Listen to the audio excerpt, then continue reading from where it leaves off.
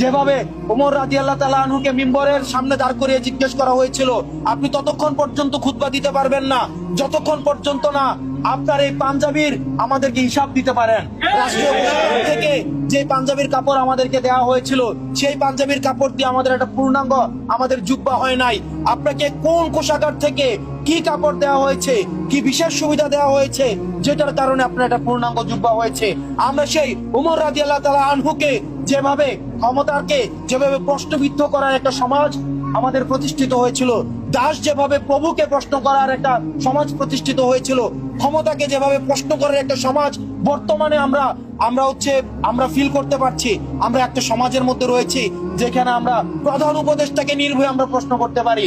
আমরা উপদেষ্টাদেরকে তারা কত টাকা বেতন পায়, তাদের হিসাব কি, তাদের দুর্নীতির যে হাল হকিকত, পিএস সহ যারা সমন্বয় রয়েছে তাদের জীবন ব্যবস্থা নিয়ে আমরা নির্ভয়ে প্রশ্ন করতে পারি। ঠিক একইভাবে এই প্রশ্ন করার চর্চা যেন আমাদের এই বাংলাদেশে সবসময় সমুন্নত থাকে, সেই বাংলাদেশের জন্য আমরা একসাথে কাজ করে যাব। আওয়ামী লীগকে আমরা এই সমাজে আর কখনোই আমরা গ্রহণ করব না।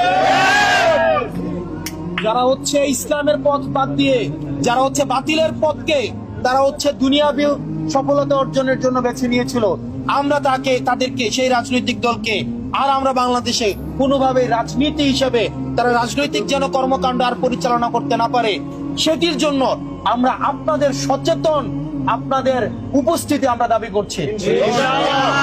আমরা প্রত্যাশা করব ভবিষ্যৎ বাংলাদেশটা যেন পরবর্তী প্রজন্মের জন্য সুখী, সমৃদ্ধ এবং নিরাপদ হয়। আপনারা যেন আপনাদের সন্তানদের জন্য আপনারা যেন দুশ্চিন্তা করতে না হয়। আপনাদের সন্তানরা রাস্তায় বের হলে যেন বাসায় সে জীবন নিয়ে ফিরে আসা নিরাপত্তা পায়।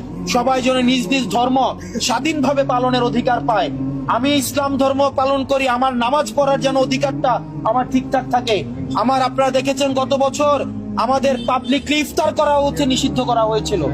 আমরা কেমন দেশে, কেমন সমাজ ব্যবস্থা আমরা বাস করেছি, শুধু একবার নিজেকে প্রশ্ন করে দেখেন। সবাই মিলে একসাথে আমরা ইফতার করা পর্যন্ত নিষেধ করে দিয়েছিল।